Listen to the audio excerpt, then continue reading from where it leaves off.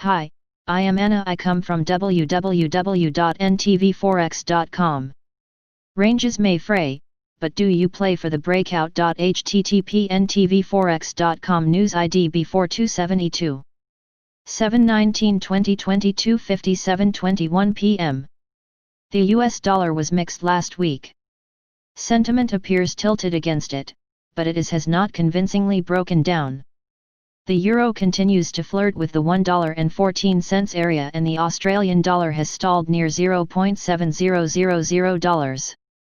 There does appear to be a more favourable reassessment of Europe, and this is borne out in several ways, including speculative positioning in the futures market, industry surveys of asset managers, and in the positive correlation between the returns of the euro and S&P 500, a proxy for risk assets.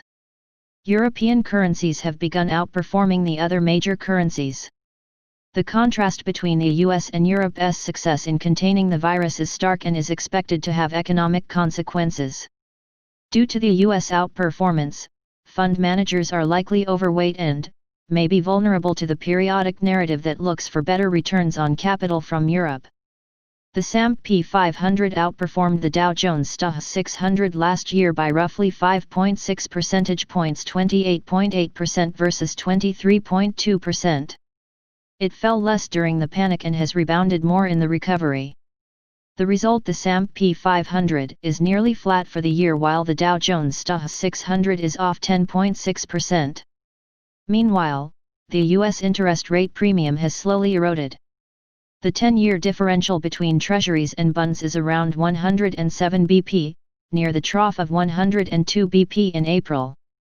It has not been below 100 BP in 6 years, which marks the halfway point of the broad range of the spread over the past 2 decades. The US was at a nearly 75 BP discount at the end of 2008 and peaked near 218 BP in October 2018.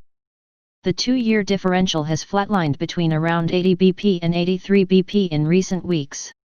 It peaked around the same time as the 10-year, but closer to 350 BP.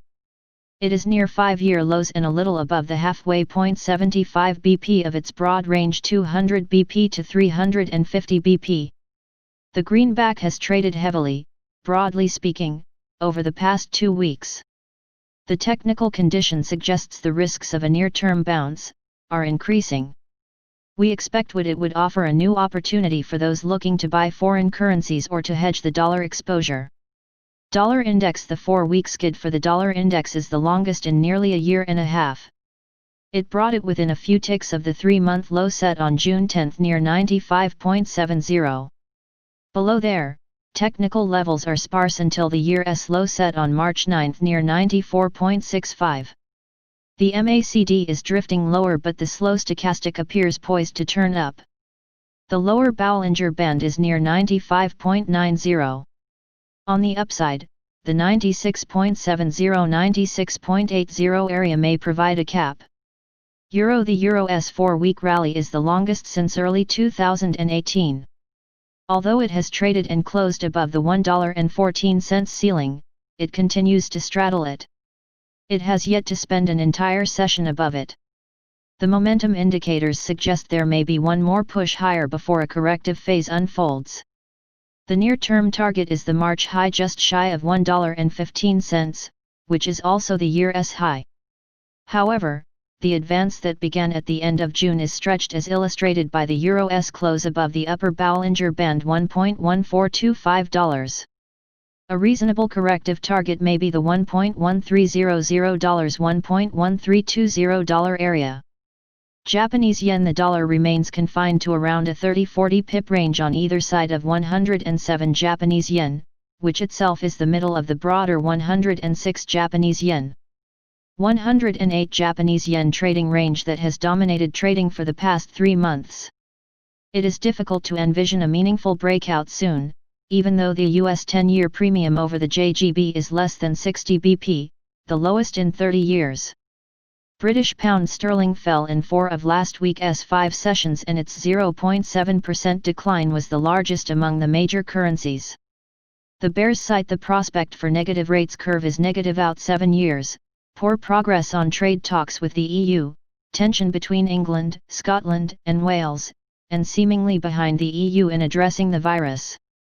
Sterling rallied a little more than 4 cents off the late June low near $1.2260 and stalled before reaching the 200-day moving average $1.2700. Sterling bears are likely to overcome support in the $1.2480-$1.2500 area and initially target the $1.2400 area. The euro looks poised to retest the last month's £0.9185 sterling high. Canadian dollar. The US dollar has risen in 6 of the past 7 sessions against the Canadian dollar, and the price action has reinforced the technical significance of support at 1.3500 Canadian dollars.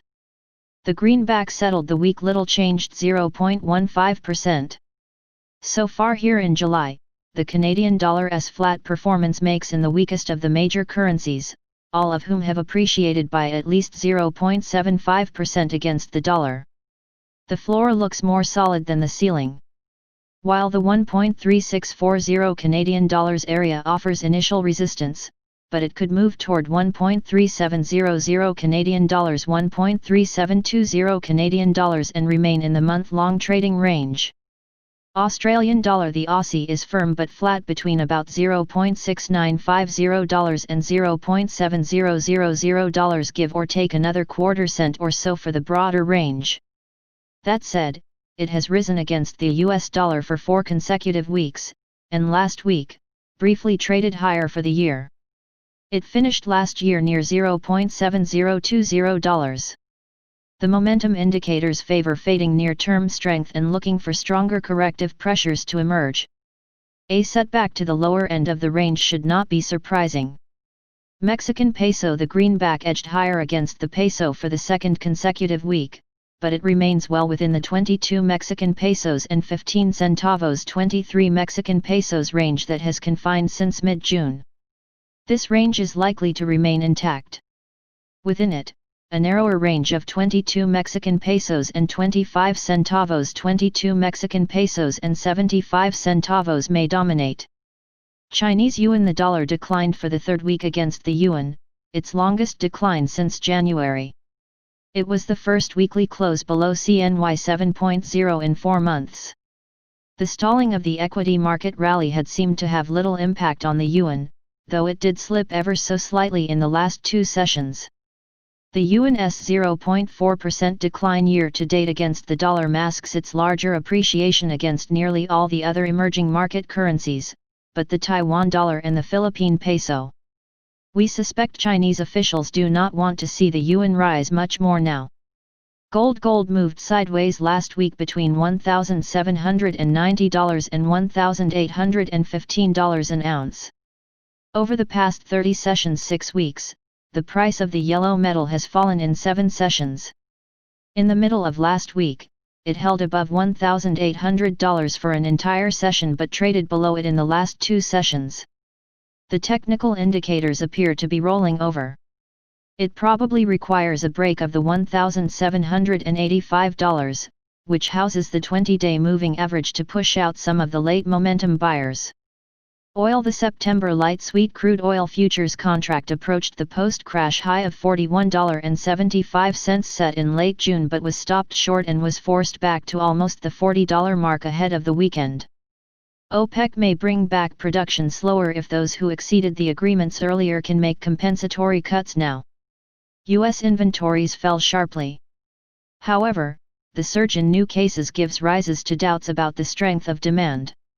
While the momentum indicators are mixed, with the MACDs trending lower and the slow stochastic rolling up, watch the trend line off the April lows in May and early July that comes in near $40.60 at the start of next week.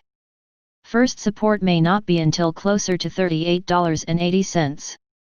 U.S. rates. The U.S. 10-year yield slipped below the 60 BP floor a few times last week but has not closed below it in 3 months.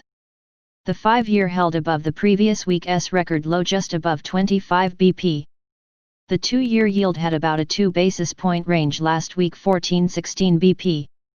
In addition to bills, which the money market funds have been scooping up, the U.S. Treasury will sell $17 BLN of the new 20-year bond and $14 BLN of 10-year inflation-protected securities, where demand has recently been strong. Federal Reserve officials appear to be getting more concerned that the economy is losing some momentum, and could getting ready to take some fresh measures. We had expected a move possibly to yield curve control targeting a medium-term rate in addition to Fed funds in September, but stronger forward guidance is likely first. S&P 500. The benchmark made a new post-crash high in the middle of last week near 3,238.5. It consolidated mostly above 3,200 for the last two sessions. The momentum indicators do not suggest that a strong impulsive move higher is imminent. The next important technical area is the bottom of the breakaway gap in early February. It is found near 3,260, a little above the upper Bollinger Band that will begin the new week by 3,254.50. The top of the gap is around 3,328.50. A convincing break of 3,200 may warn of the onset of a correction that could retest 3,200-day moving average is 3,033. Subscribe our channel to receive the news as soon as possible. Thank you for watching.